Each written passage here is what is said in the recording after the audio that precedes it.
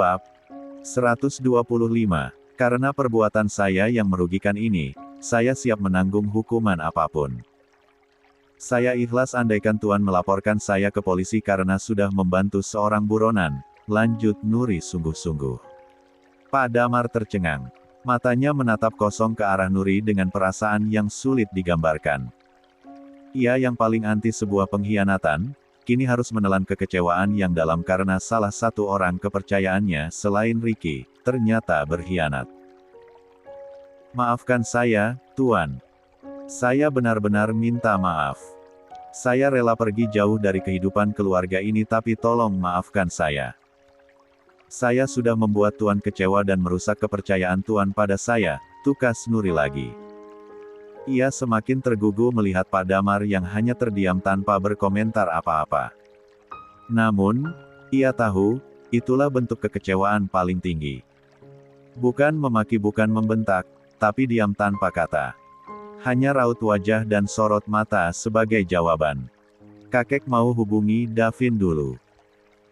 Memastikan kalau dia baik-baik saja, tutur Pak Damar dengan ekspresi datar lalu bangun dari duduknya. Ayu hanya mengangguk tipis. Ia membiarkan kakeknya itu untuk pergi sekadar menenangkan diri dari peristiwa-peristiwa menegangkan yang didengarnya atau mungkin menghindar dari kekecewaan yang ia dapatkan. Menyadari permintaan maafnya tak digubris juga tak direspon, hati Nuri kian teriris perih. Lah semakin yakin jika majikannya itu benar-benar kecewa pada tindakan pengkhianatan yang dilakukan dirinya. Melihat Nuri yang masih tergugu, Ayu berpindah tempat duduk untuk mendekati Nuri. Ia mengusap lembut punggung wanita yang lebih tua sedikit darinya itu. Dari sekian banyaknya orang, hanya Ayu yang mengerti kebingungan yang dirasakan Nuri. Karena keduanya sama-sama wanita dan sama-sama memiliki naluri seorang ibu. Aku tahu apa yang dilakukan Mbak Nuri itu salah besar. Hanya saja, aku tidak bisa menyalahkan begitu saja. Karena aku tahu, apa yang Mbak Nuri lakukan demi melindungi anak Mbak Nuri, tutur Ayu pelan. Saya egois ya, Mbak. Saya lebih mementingkan anak saya tapi membahayakan anggota keluarga ini, ujar Nuri masih dengan derai air mata yang membanjiri pipinya. Mbak Nuri gak egois. Semua ibu pasti akan melakukan hal yang sama. Berdoa saja, semoga niat Mas Davin untuk menemukan Raka segera terlaksana dan hidup keluarga ini jadi kembali tenang dan damai. Dan untuk masalah kakek, aku yakin kakek akan mengerti. Sekarang, kakek hanya butuh waktu untuk mengikhlaskan semuanya, termasuk rasa kecewanya pada Mbak Nuri. Bersabarlah sebentar, timpal Ayu mencoba menenangkan Nuri. Nuri hanya terdiam. Tak mengangguk tapi juga tak menggeleng. Ia ragu, kesalahan fatalnya itu entah akan diampuni atau tidak. Davin yang semula sempat cemas dengan kedatangan mobil yang melaju ke arahnya, langsung menyunggingkan senyum dengan binar harapan kembali bangkit saat ia begitu mengenali mobil tersebut. Hanya berselang 26 beberapa detik, mobil itu berhenti tepat di dekat Davin berdiri. Lalu keluarlah sosok yang membuat senyum Davin kian lebar. Apa saya datang terlambat? Tanya Ricky seraya memindai orang-orang yang masih tergeletak di jalanan. Wah, sepertinya pertempuran sudah berakhir. Sayang sekali saya gak punya kesempatan untuk mengecek kekuatan saya, lanjut Ricky sedikit berkelakar agar suasana tak semakin tegang. Bisa kamu lakukan sekarang. Cobalah. Siapa tahu kapalan tanganmu tak sekuat dulu, timpal Davin yang dalam hatinya bersyukur dan bernapas lega karena kedatangan orang kepercayaannya itu di waktu yang tepat. Baiklah. Mari kita coba sebentar sebagai pemanasan. Balas Ricky sambil berjongkok. Baf baf baf. Beberapa pukulan ia layangkan pada orang-orang yang sudah tak berdaya itu. Hingga orang-orang itu kembali mengerang kesakitan dan kembali memohon ampun. Anggap saja itu sebagai salam penutup dan perpisahan. Tukas Ricky sambil tersenyum menyeringai. Terima kasih sudah datang di waktu yang tepat, ucap Davin pada Ricky. Nyonya bos yang minta. Mana maksa banget. Ternyata. Kekuatan cinta itu memang luar biasa besar ya. Bahkan Nyonya Bos bisa merasakan firasat kalau Bos sedang ada dalam bahaya, jawab Ricky apa adanya. Mendengar hal itu, Davin seketika mengulum senyum dengan hati menghangat. Tapi sesaat kemudian, senyum itu kembali lenyap. Dari mana Ayu tahu aku akan nyusul Ricky ke kampung halaman Papa? Tanya Davin penasaran. Sudahlah, gak penting. Lebih baik sekarang kita lanjutkan lagi perjalanan. Keburu gelap, ajak Ricky. Orang-orang ini. Davin menunjuk ketiga orang yang masih meringkuk kesakitan. Biar saya yang urus. Setelah mengambil tali, Ricky berjongkok lalu mengikat tangan ketiganya. Setelahnya, ia membangunkan orang-orang itu satu persatu lalu memasukkan mereka ke dalam mobil yang menabrak pohon tadi. Setelahnya, ia mengunci mereka di dalam. Tak lupa ia menurunkan sedikit sekali kaca jendela mobil itu agar ketiganya tak kehabisan oksigen. Kalian berdoa saja semoga mobil ini tak keburu meledak sebelum polisi datang, tutur Ricky dengan senyum puas. Lekas ia pun melangkah menjauhi mobil itu dan kembali menghampiri Davin. Ricky, gimana kalau mobilnya meledak? Mereka bisa mati, pekik Davin khawatir. Gak akan, saya jamin. Balas Ricky begitu percaya diri. Biarkan mereka di dalam sana sampai polisi datang, lanjut Ricky sambil menatap Davin dan Rayhan bergantian. Matanya tiba-tiba beralih pada tangan Rayhan yang masih mengeluarkan cairan merah. Kamu terluka, Ray? Ujar Ricky. Gak apa-apa. Hanya sedikit. Lebih baik kita langsung berangkat, jawab Rayhan. Ayo. Biar aku yang nyetir, ajak Ricky sambil melangkah menuju mobilnya. Pun Davin dan Rayhan yang mengikuti. 27. Kamu di depan sama Ricky, titah Davin pada Rayhan. Rayhan mengangguk lalu masuk ke dalam mobil. Duduk di jok depan sebelah Ricky. Sementara Davin duduk di belakang sendiri. Di dalam dashboard ada kotak P3K darurat. Ambillah dan obati lukamu. Takutnya infeksi, titah Ricky saat mulai melajukan mobilnya. Benar itu. Meski lukanya kecil tapi harus tetap diobati, sambung Davin ikut menyahut.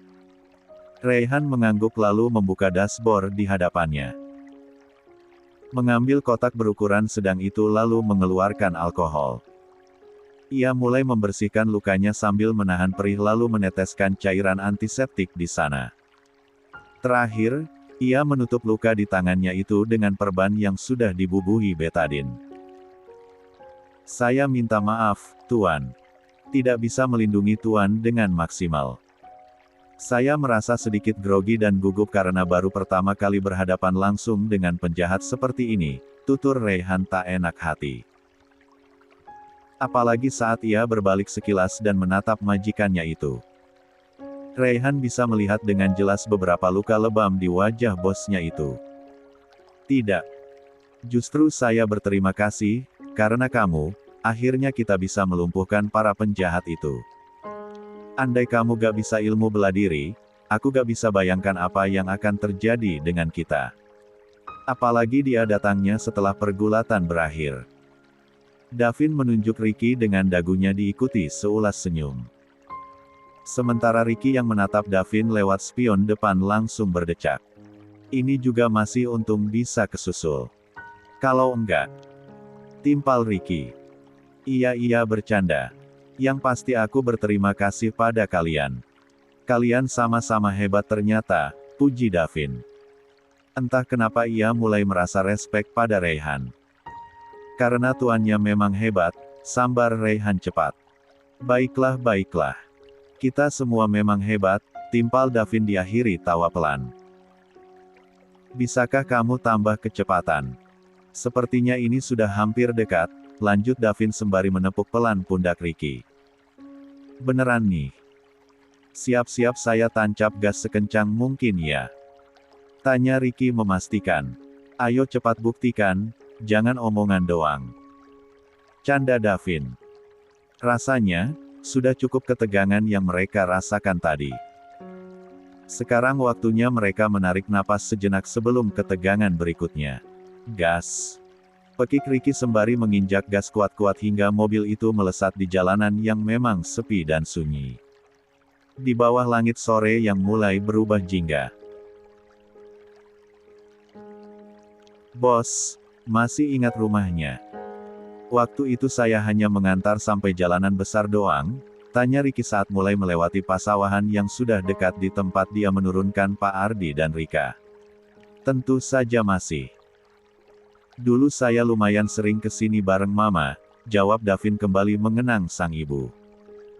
Kalau sudah sampai belokan menuju jalanan kampung, pelan-pelan saja bawa mobilnya. Karena jalannya kecil, titah Davin. Siap, bos, jawab Ricky lantang. Ia pun mulai memelankan laju mobilnya sesuai perintah Davin. Melaju pelan di jalanan kampung sambil melirik ke kiri dan ke kanan. Mengawasi keadaan sekitar. 28. Saat melihat kerumunan orang-orang di depan sana, Ricky seketika menginjak rem.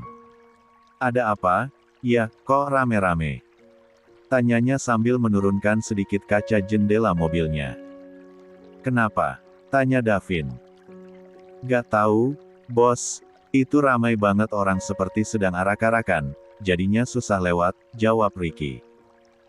Apa rumah Tuan Ardi masih jauh? Lanjut Ricky. Gak terlalu jauh sih, sudah lumayan dekat, timpal Davin. Begini saja, bagaimana kalau kita turun lalu jalan kaki? Mobilnya simpan saja di sini. Tuh kebetulan ada lahan luas buat parkir. Lagi pula, kalau Raka benar-benar ada di sini, dia pasti langsung lari lihat mobil ini, lanjut Davin memberi usul.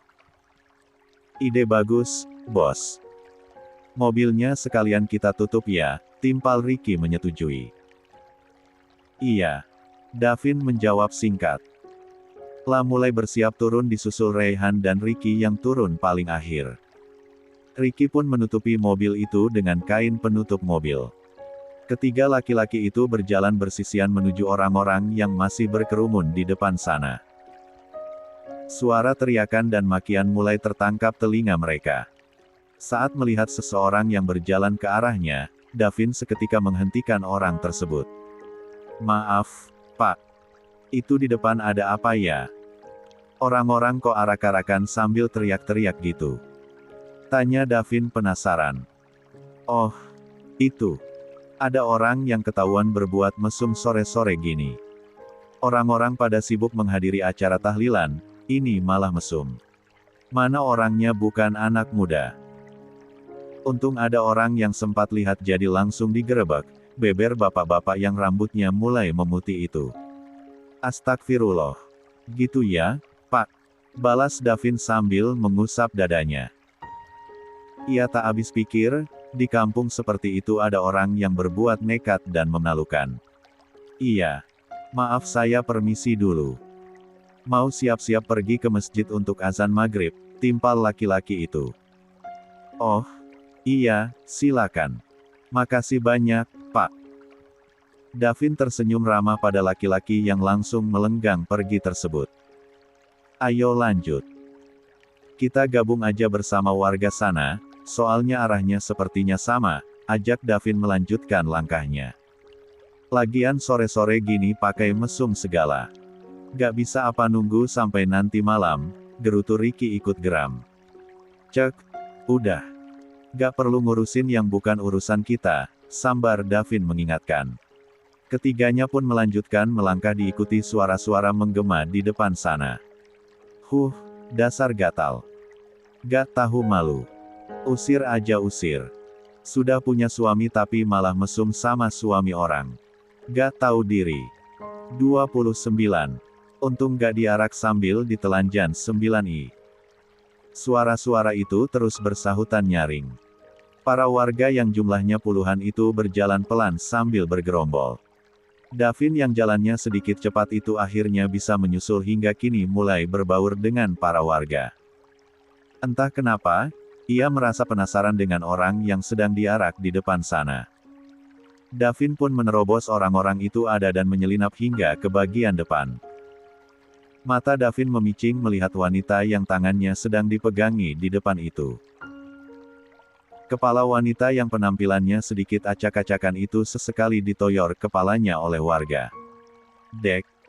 Jantung Davin mulai berdegup kencang saat begitu mengenali pakaian yang dikenakan wanita itu. Matanya pun semakin membulat saat wajah wanita itu sedikit terlihat karena hampir berbalik karena menghindari lemparan benda dari seorang warga yang menyaksikan di tepi jalan.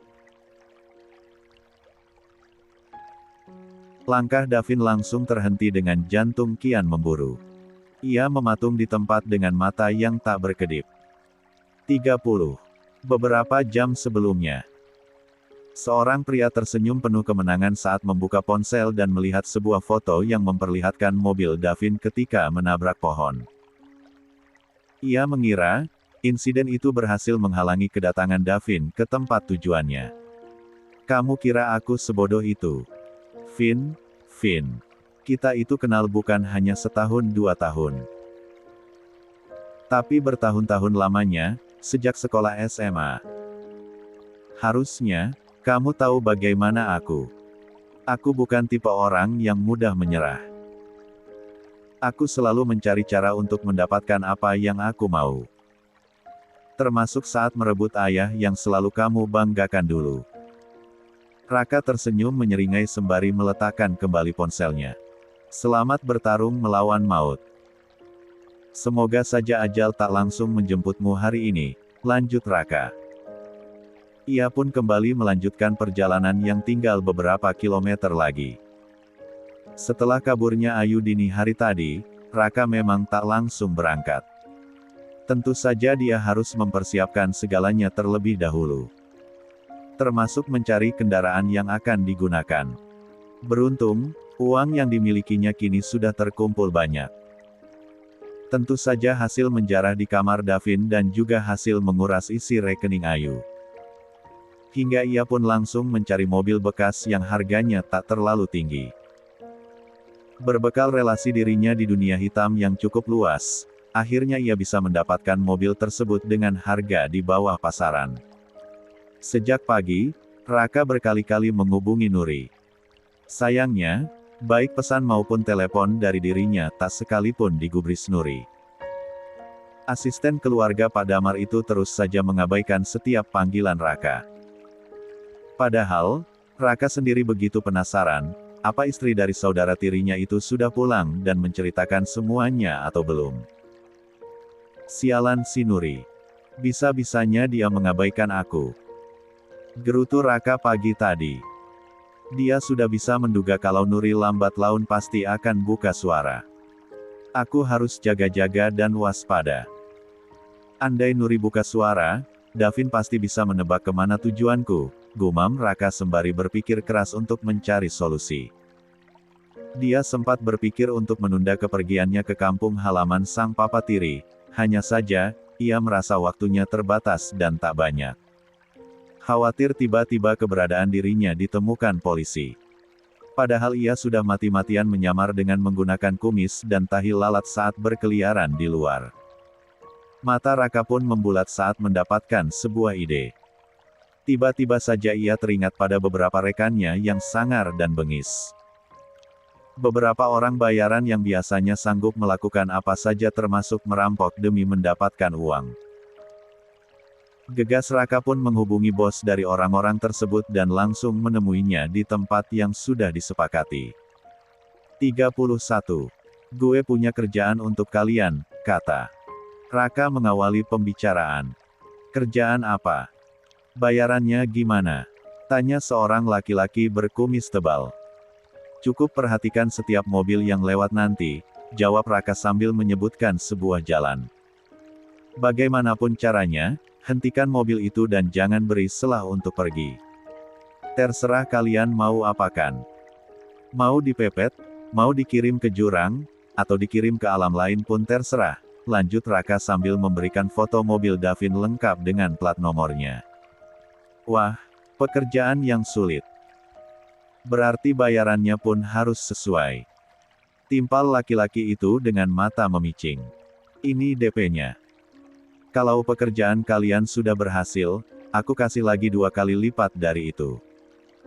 Tukas Raka sambil menyerahkan sebuah amplop coklat pada laki-laki tegap tersebut. Pria berbadan tinggi itu tersenyum merekah dengan mata berbinar. Tangannya langsung cekatan mengeluarkan lembaran merah dari dalam amplop lalu menghitungnya dengan antusias. Siap, bos. Tenang saja, ada uang, apapun beres. Timpal orang itu sembari mengipasi wajahnya dengan lembaran uang tadi. Baguslah. Segera bersiap. Dan jangan lupa hubungi gue. Pokoknya gue tunggu kabar baik dari lu. Sahut Raka sembari menepuk pundak pria tersebut. Setelahnya, ia bergegas pergi dan memasuki mobilnya. Bersiap melakukan perjalanan jauh sesuai alamat yang tertera di secarik kertas yang diberikan Nuri.